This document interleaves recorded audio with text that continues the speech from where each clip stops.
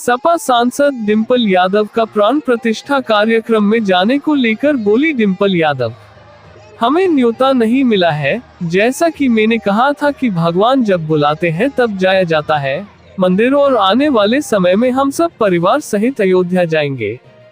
शंकराचार्य द्वारा लगातार प्राण प्रतिष्ठा कार्यक्रम का विरोध किए जाने पर बोलते हुए डिंपल यादव ने कहा, मैंने शंकराचार्य जी का बयान सुना था और उन्होंने कहा है कि मंदिर पूर्ण नहीं है और पूर्ण मंदिर में ही प्राण प्रतिष्ठा का कार्यक्रम होना चाहिए, ऐसा शास्त्रों में लिखा गया है।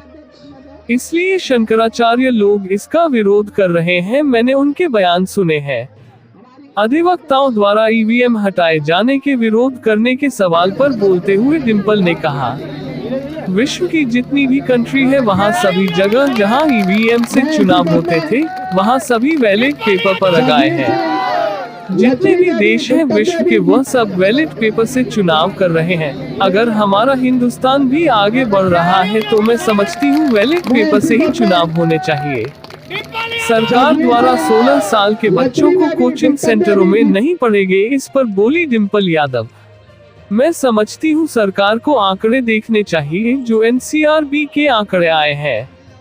2022 के कितनी बेटियों के साथ बलात्कार हो रहे हैं, कितनी उनकी हत्याएं कर दी जा रही है, लगातार हत्याएं हो रही है पूरे प्रदेश में, और अगर गांव-गांव जाएंगे कितने कब्जे हो रहे हैं जमीनों पर। मैं समझता हूं सरकार को अपना दृष्टिकोण बदलना चाहिए और लोगों की समस्याओं का समाधान करना चाहिए।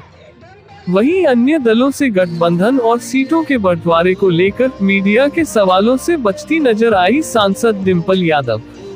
मैनपुरी से रोहित यादव। आप देख रहे हैं न्यूज वीएमएच। ताज़ा खबरों के लिए साथ बने रहे। हमारे चैनल को लाइक, शेयर और सब्सक्राइब अवश्य करें। जागने से लक्ष्मी देवी, विक्टर देवी की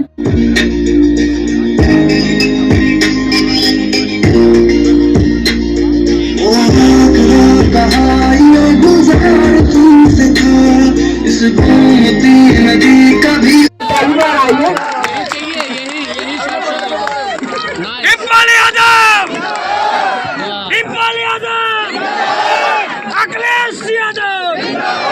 इसी क्रम में मैं उसका विरोध कर रहे हैं और लगातार विरोधी पार्टी उसका विरोध कर रही है। उसके बाद भी बीजेपी वहाँ निर्माण कार्य करा रही है, इसमें क्या ये अच्छा है कि राम मंदिर का निर्माण हो रहा है, लेकिन जो आज भी जो धरातल पर समस्याएं हैं लोगों की, मैं समझती हूँ सरकार को उसकी और काम करना चाहिए।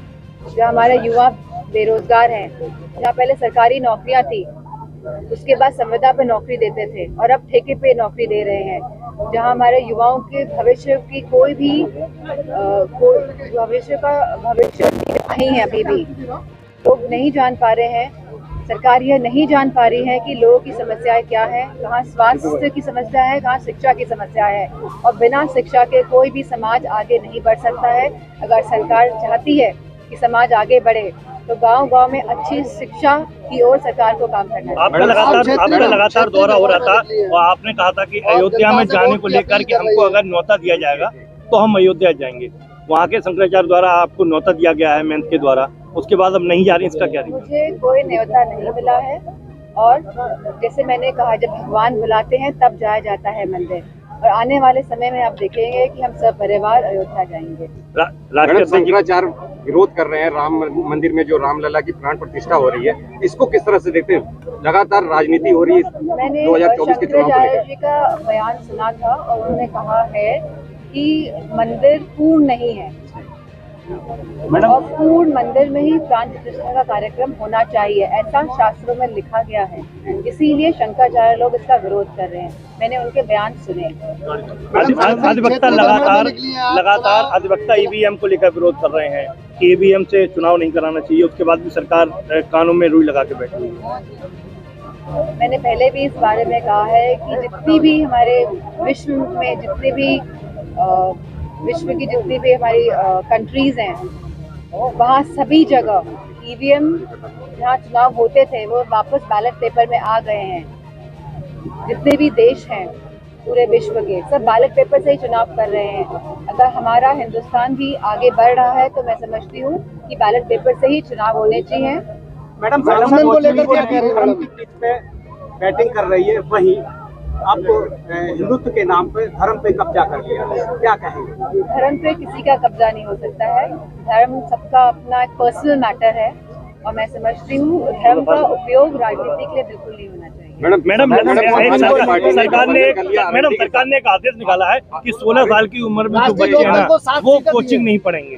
राष्ट्रीय लोकदल मैं समझती हूँ सरकार को आंकड़े देखने चाहिए जो एनसीआरबी के आंकड़े आए हैं 2000 की लगातार कितनी बेटियों के साथ बलात्कार हो रहे हैं, लगातार ऐसी जो विक्टिम्स हैं उनकी हत्याएं कर दी जा रही हैं, लगातार हत्याएं हो रही हैं पूरे प्रदेश में। और अगर आप गांव-गांव जाएंगे तो आपको पता चलेगा कि कितने कब्जे हो रहे हैं जमीनों में। तो मैं समझती हूँ सरकार को अपना दृष्टिकोण बदलना चाहिए और लोगों की समस्याओं का समाधान करना चाहिए। समाजवादी